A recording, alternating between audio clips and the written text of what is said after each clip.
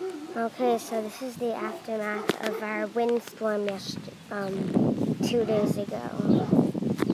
So we had all this. Our flag blew off the fence.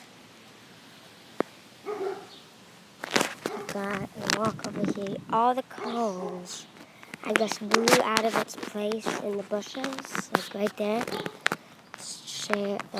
Cushions down. Got our pool is filled with a bunch of stuff and everything.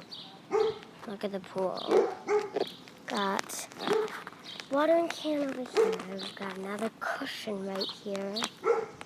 Got all these blew off the table. Got all the towels that blew over. All of our floats, they used to all be right here. They all blew down here. This one blew off its hook. This one was up there. This blew off here.